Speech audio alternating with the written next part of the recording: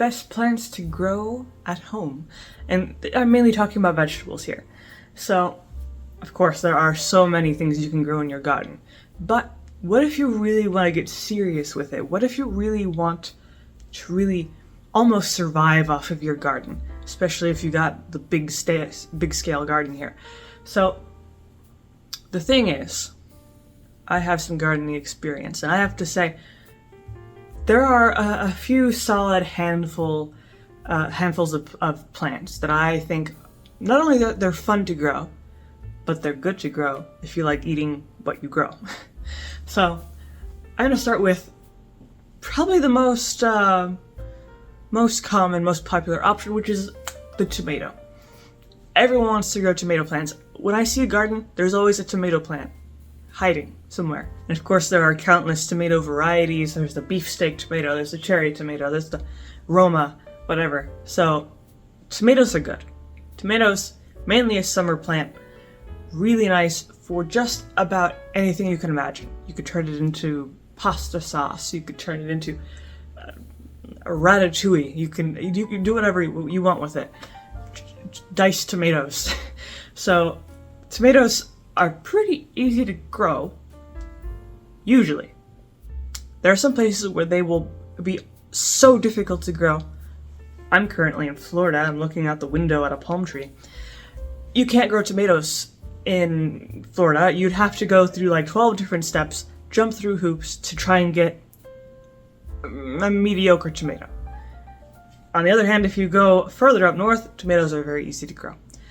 So, again, really depends on where you're at, but it also depends on the soil you use, the tools you use, fertilizer, things like that. But I would say tomatoes are some of the best garden plants to grow just in general, because if you've never grown a tomato for yourself and you've always eaten store-bought tomatoes, you will not believe the difference in the taste.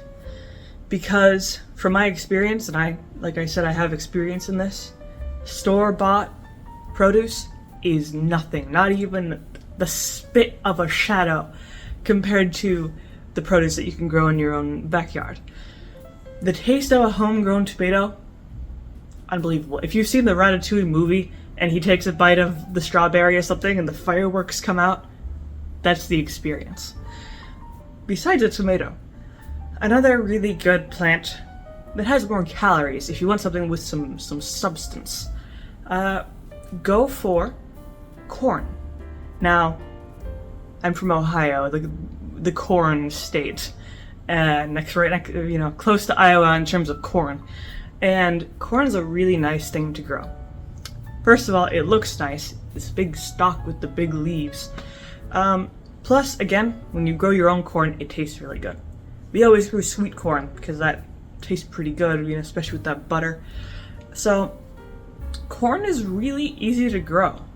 Like, you don't have to do too much to it, especially if you're in an area, usually northern area or western, like Kansas, that grows a lot of corn already. You're not going to have much of a problem. You might have some pest problems, but in terms of weather, you shouldn't have too many issues. Now, corn is good because you could do a lot of stuff with it. Of course, you can eat it as corn on the cob, 4th of July, that's always the good stuff. But besides the obvious, you can also grind it up into cornmeal.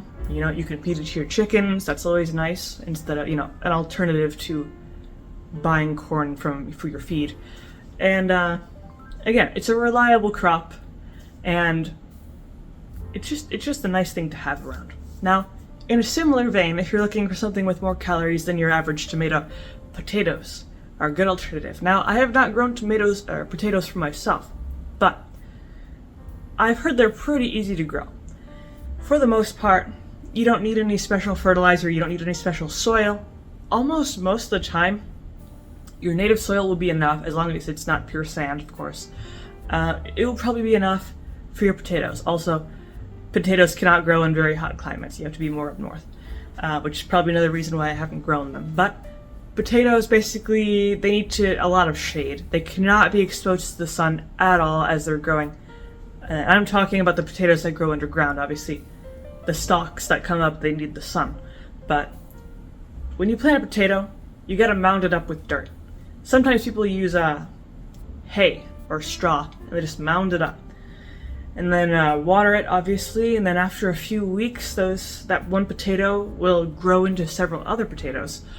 And eventually, you'll be able to harvest them. You'll have way more potatoes than that just first potato. You do have to watch out for blight, the infamous potato blight, because if one of your plants gets blight, if you're growing other potatoes, they're also going to get the blight. So you're going to have to remove the blighted potatoes out. So it's not a problem. Otherwise, your whole potato crop is going to be gone. You'll be reliving the Irish potato famine. So moving on from the potatoes, which are, of course, extremely nutritious. You can use them for basically anything. I probably eat potatoes more than I eat anything else. You got potato soup. You can chop them up into French fries. You can make au gratin, cheesy potatoes, baked potatoes, anything you want with potatoes. Then, let's see, the next one. I would say peppers. Peppers are delicious. Peppers are some of my favorite things to grow, again, because they're delicious. And there's so many potato varieties. You got the bell peppers, you got like the banana peppers, habaneros, jalapenos. It's just a really great thing to have peppers. And I would say I have grown peppers quite successfully, but I have gotten many problems with them in terms of pests. I've gotten, I believe, it was either aphids or powdery mildew, but I can't remember which one it was. But anyway, you'd have to be careful with pests because they do like those pepper plants quite a lot. But when you get to the meat of things, peppers are, again, some of the best things you can grow because they're tasty. They have that spice. And even if you grow the non-spicy peppers, like the bell peppers, it still has such a great flavor for frying up basically anything. I always like to add bell peppers to French fries. It gives it a nice flavor. Then the last one on my list that I think is a really nice addition to your garden is zucchini. Now, either zucchini or squash, because they're extremely similar. You know, you cut them up, at least I can't really taste the difference between them. They're just nice to grow because, again, they have those calories to sustain you after a long day of gardening. And they taste pretty good, you know? There are, of course, a lot of different varieties of squash and zucchini and things like that, but for the most part, they're pretty similar. They're pretty easy to grow. Main thing, you need a lot of space for them because they kind of branch out. But as long as you have that, you'll be good to go. And similar to everything else, you can do quite a lot with zucchini and squash. I always like to slice it up, maybe put it into like a ratatouille sort of thing, or a soup, or a stew, you know, something else. But they're really nice. They fill you up like potatoes a little bit. So those are pretty much my main picks or choices or recommendations for plants that you can grow in your garden at home. So if you thought this was helpful, of course you can leave a like or maybe subscribe. And I make videos a few times throughout the week, so stick around for those.